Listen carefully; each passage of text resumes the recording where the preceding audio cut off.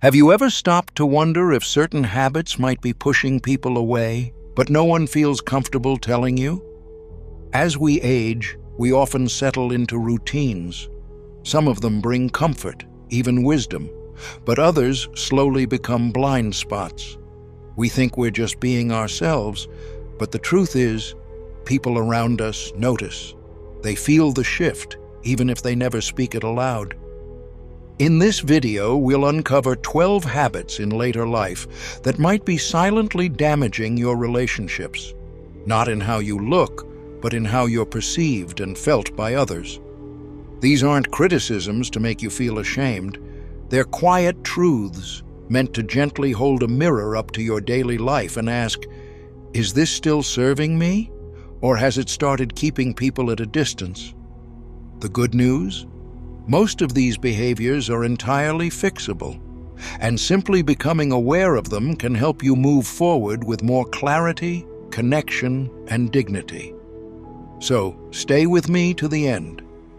You might discover that just one small shift could transform how others experience you, and more importantly, how you experience yourself. Let's begin. Number 1, neglecting personal hygiene. One of the first changes people quietly notice, but rarely mention, is a slip in personal hygiene. And it's not about extreme neglect. It's the small things: a shirt worn multiple days in a row, hair left unbrushed, nails that have gone a bit too long, or a lingering odor after you leave the room. These details speak louder than we think. Hygiene isn't just about being clean, it's about how we carry ourselves. In younger years, self-care routines were automatic, but with age, energy shifts. Some start to feel, why bother? And that thought, subtle as it is, becomes something people feel around you. They won't mention it, especially not your children or grandchildren. Instead, they step back. Visits become shorter, hugs less frequent. They're not reacting to you. They're reacting to the quiet message, I've stopped caring. Here's the hard truth. When you stop showing care for yourself, others unconsciously mirror it. They stop treating you with the same affection and respect. But there's good news, too. You don't need to dress like a celebrity. Just a clean shirt, combed hair, trimmed nails. These things say, I'm still here, I still matter. Your hygiene is one of the clearest reflections of your energy. It tells others, I respect myself, you should too. And when you send that message, others can't help but respond with warmth, dignity, and care. Number 2, speaking without a filter. As we grow older, something subtle can happen.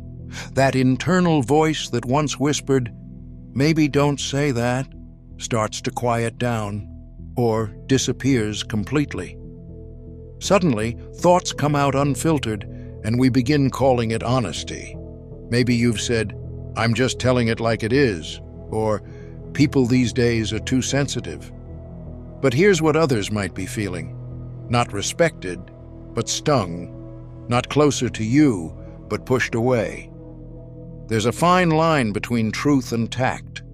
When we speak without compassion, even well-meaning words can land as criticism, especially when they touch on personal topics: weight, appearance, parenting, relationships. And here's the part no one says: people don't argue with you. They quietly step back. They visit less, call less, or keep things light to avoid another moment of discomfort. This doesn't mean you need to censor your voice, but it does mean asking before you speak, is this kind? Is this helpful? Because the most powerful kind of truth is the one delivered with care. When you share wisdom wrapped in gentleness, people don't tune you out. They lean in, they listen, they remember. Because your words no longer sting, they soothe, guide, and connect. Number 3, wearing clothes that no longer fit. There's comfort in routine. Your favorite breakfast, your usual chair, And yes, the clothes you've worn for years.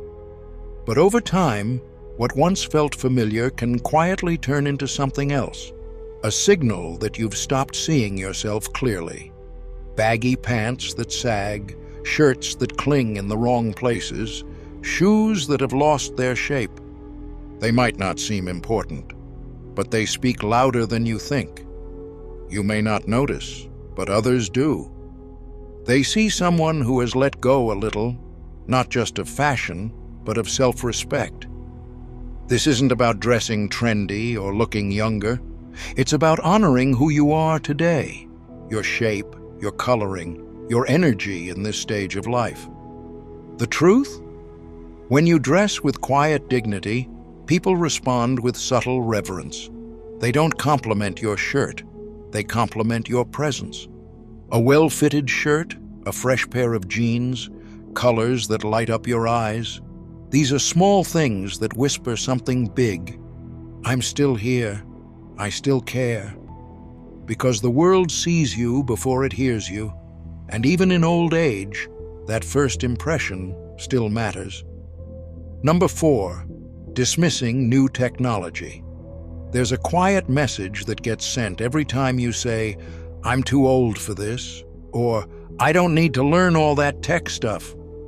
At first, it sounds harmless, just a shrug, a joke, maybe even a bit of pride. But over time, that mindset does more than limit what you can do. It limits how others relate to you. You see, younger generations live in a world of smartphones, apps, and digital everything. It's how they communicate, how they organize their lives, even how they express affection. So when you wave it all off like it's beneath you or too complicated, what they hear is, "I don't care to meet you where you are." And that stings more than you might think. This doesn't mean you need to become a tech wizard overnight. No one expects you to start coding or keep up with every trend. But there's power in curiosity, in saying, "Show me how that works," or "Can you help me try it?" Not only does it build connection, it sends a quiet but powerful message. I may be older, but I'm still growing, still willing, still present. And here's the thing, learning new tools, even just the basics, can bring real benefits. From video calling loved ones across the country to managing medications with reminders to simply being part of the conversations happening around you. The people in your life notice when you try. They feel closer, more relaxed, and more willing to share their world with you, because they see that you're not stuck in the past, you're walking beside them in the present. So the next time a new gadget feels intimidating, pause before you brush it off. You might discover that learning it isn't just useful, it's an act of love. Number 5, complaining about kids. These days, it usually begins as a passing comment. You see a teenager on their phone and mutter, "Back in my day, we knew how to have real conversations." You hear a younger adult make a life decision you disagree with and silently shake your head, thinking they're lost in a world they don't understand. Over time, these small observations start slipping into conversations, with friends, with family, even with strangers. And here's what you may not realize. When you constantly criticize younger generations, you send a silent but powerful message. I'm not open to understanding you. It tells your children, your grandchildren, even the young people in your community that you're not interested in how their world works, that you've stopped trying to understand and started judging from a distance. Yes, every generation believes the one after them is missing something. That's nothing new. But when that belief turns into a habit, when criticism becomes your default lens, you don't come across as wise, you come across as bitter. You might think it's harmless, even funny, but to the person hearing it, especially someone under 40, it feels like rejection, like their entire way of life is being dismissed. And so they shut down. They stop sharing with you. They keep things surface level. not out of disrespect, but out of self-protection. This doesn't mean you need to agree with everything they do, but it does mean you can choose curiosity over criticism. Try asking, what's it like trying to make your way in today's world? Instead of assuming you already know. Because the truth is, your greatest power isn't in reminding people how it used to be. It's in reaching across generations with humility and care. When younger people feel respected by you, they start opening up. They seek your wisdom, not because they have to, but because they want to. That's real influence, and it's built not through correction, but through connection. Number 6, ignoring modern etiquette. There's a kind of awareness most people don't talk about until it's missing. Things like playing a video on speaker in a waiting room, talking loudly on the phone in public, or standing just a little too close in line. These may seem harmless to you, maybe even acceptable a few decades ago, but today they can quietly make people around you uncomfortable. And the truth is, no one will tell you directly. They won't say, "Could you turn that down?" or "Do you mind stepping back a bit?" Instead, they'll glance away, move seats, or simply choose not to engage. It's not personal, it's perception. When someone sees an older adult breaking modern social norms, they often assume, not that you didn't know, but that you didn't care. And whether it's fair or not, that assumption sticks.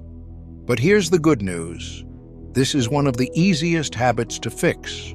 It starts with observation. Look around the next time you're in public. Notice how others handle their volume, how they respect personal space, how they use technology around others. Modern etiquette isn't about being uptight. It's about being tuned in, being considerate, showing that you're still present in this world, that you still care how your presence affects others. And people notice that too. In fact, they admire it. Because when an older person moves through the world with quiet awareness and subtle grace, they stand out in the best way. They remind others that dignity never goes out of style. Number 7, oversharing medical problems. It's become a running joke. Get a few seniors together, and soon it turns into a contest. Who has the worst back, the highest blood pressure, the most prescriptions lined up? But what starts as casual chatter can slowly become something heavier, especially when every conversation circles back to discomfort, doctor visits, or what hurts now. Of course, no one expects you to pretend everything's fine. Getting older does come with real health challenges. But when those challenges become your default topic, something changes. People around you, especially younger family members, may feel overwhelmed. They don't know what to say. They feel helpless, or even quietly worn down. And so they pull back, not because they don't care, but because the conversation starts feeling less like connection and more like caretaking. Now, does this mean you should hide your struggles? Absolutely not. But choose your timing, choose your audience, and more importantly, choose balance. Talk about your health, yes, but also ask about their day. Share something that made you laugh. Talk about a book you're reading or the way the sunlight hit your garden this morning. Let your life be more than a list of symptoms, because it still is. And people want to connect with you, your personality, your memories, your presence, not just your prescriptions. When you make space for lightness, for stories beyond the pain, you lift the mood, not just for others, but for yourself too. Number 8, being stubborn about outdated beliefs. One of the trickiest things about aging is recognizing when the beliefs we've held for decades start turning from strength into stubbornness. We all have principles, ideas that shaped how we lived, raised families, or built careers. But when those beliefs never evolve, they slowly become walls instead of bridges. You might hear yourself saying, "That's just how it is," or "People these days are too sensitive," or even, "I don't care what science says, I know better." But while those words may feel like confidence, what others often hear is resistance. They hear inflexibility. And that's where the quiet distancing begins. Younger people, your children, your neighbors, your grandkids, notice when they can't have real conversations with you. They sense that any new idea will be dismissed before it's understood. So they stop trying. They keep the conversation light. They hold back. Not out of disrespect, but out of self-protection. But here's the truth. Your values don't have to change. Your willingness to listen, though, can mean everything. Because staying open doesn't mean surrendering your wisdom. It means staying curious. It means being the kind of person who says, "I'd never thought of it that way. Tell me more." And when you say that, people feel safe with you. They feel seen. They might even surprise you. That's the power of humility in old age. Not knowing everything, but being willing to keep learning anyway. That's the kind of elder people admire. Not because you've frozen time, but because you've grown with it. Number 9, moving through the world without spatial awareness. It's natural. As we get older, our steps slow down, our bodies feel different, and we become more cautious. But what often goes unnoticed is how our movement starts to impact the space around us. Maybe you've paused in the middle of a grocery aisle without realizing others are trying to pass. Or you've stopped abruptly in a hallway to check your phone or talk to a friend. You're not being rude, you're just focused on your task. But to those around you, it can feel like an invisible obstacle has appeared. And here's the thing. Most people won't say anything. They'll step around you, give a subtle glance, or shift away quietly. But over time, these moments start to shape how others experience you.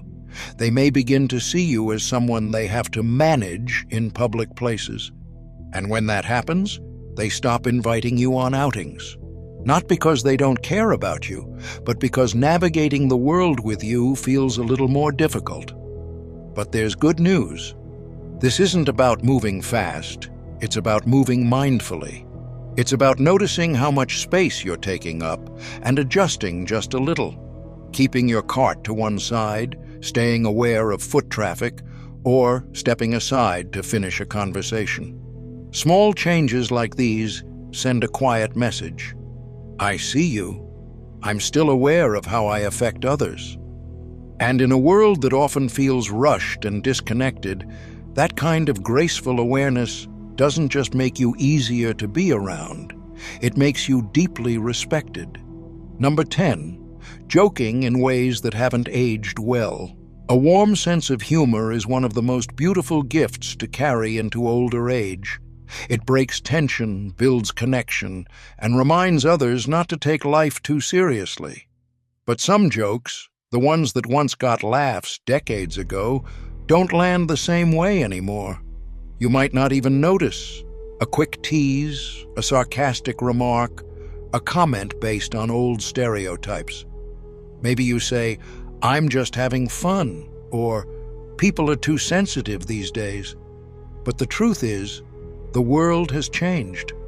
Humor that once felt playful can now feel outdated, dismissive, or even hurtful to others. Especially to younger people who were raised in a culture that emphasizes empathy, inclusion, and respect for difference.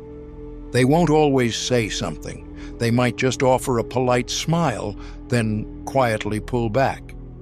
And over time, that gap widens. Not because you meant harm, but because your words didn't adapt. This doesn't mean you have to tiptoe around every sentence. You don't need to censor yourself completely. But it does mean pausing and asking, is this still kind? Is this still connecting? Or pushing people away? The best kind of humor, especially now, is one that lifts others up. That makes light of life, not of people. That shows you're not stuck in a moment from the past, but growing with the times. And here's the beauty. When you can laugh at yourself, when your jokes come from humility instead of superiority, you become someone others feel safe around. They don't brace for your words. They look forward to them, not because you're always funny, but because you're always kind.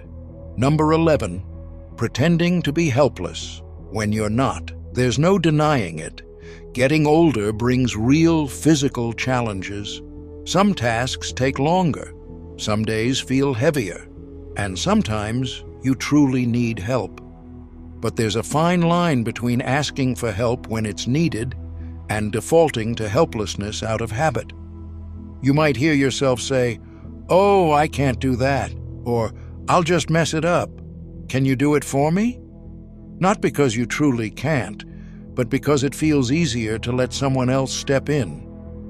At first, this sounds innocent, harmless even. But when it becomes a pattern, people begin to notice. Not always with words, but with feelings. Family members may start feeling more like caretakers. Friends may notice they're always lifting, organizing, fixing, while you stand back. And deep down, they don't resent you for needing help. They resent feeling taken for granted. Often, this isn't laziness. It's fear. Fear of doing it wrong, of looking foolish, of falling behind. But here's what you might not realize. The people around you admire effort far more than perfection. They'd rather see you try and wobble than give up before you begin. When you attempt something on your own, even something small, you send a powerful message. I'm still in this. I'm still trying. That doesn't just lift your dignity, it earns their respect. So start with the small things. Carry your own bag. Learn the new remote. Try that recipe without asking someone to hover. Those tiny wins matter. They rebuild confidence. And soon, others stop seeing you as someone fading and start seeing you as someone rising. Because aging with grace doesn't mean avoiding help. It means knowing when to accept it and when to say, "I've got this." Number 12, always needing to be right. By the time we reach our later years, we've earned wisdom, hard-won through decades of experience, mistakes, and lessons no book could ever teach. So it's only natural to feel certain, even confident, about what we know. But there's a subtle danger in that confidence when it turns into the need to be right. Maybe you find yourself constantly correcting others, insisting your way is the best way, or dismissing new ideas with a simple, "Trust me, I've seen it all." At first, others may nod and go along, but over time, they begin to pull back. Not because you're wrong, but because the conversation feels one-sided. It's not a dialogue anymore, it's a debate. And people, especially the younger ones, don't want to argue with you. They just stop talking. They keep things light, avoid deeper topics, and quietly sidestep your opinions. The irony is, most elders don't act this way to be arrogant. They act this way to feel safe, to stay anchored in a world that's changing fast. But here's the truth.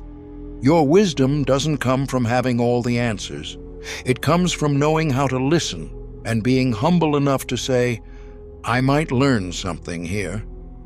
Because the people we remember, the ones we admire most, they weren't always right, but they were always open. So instead of proving your point, try asking theirs. Instead of winning the discussion, try deepening the connection. You'll find that people begin to seek your voice again, not because it's loud, but because it's wise, measured, and rooted in grace. And that, more than being right, is what truly leaves a lasting legacy. Final thoughts. Now that we've explored these 12 subtle habits, it's time for a moment of gentle reflection. Not with guilt, not with shame, but with the quiet honesty of someone who still wants to grow. Ask yourself, which of these patterns have crept in over time? Which ones surprised you? And more importantly, which ones are you ready to release? Because aging isn't about becoming set in stone. It's about softening where it matters, strengthening where it counts, and choosing each day to stay open, aware, and connected. These behaviors don't make you a bad person. They're simply blind spots. And once seen, they become doorways.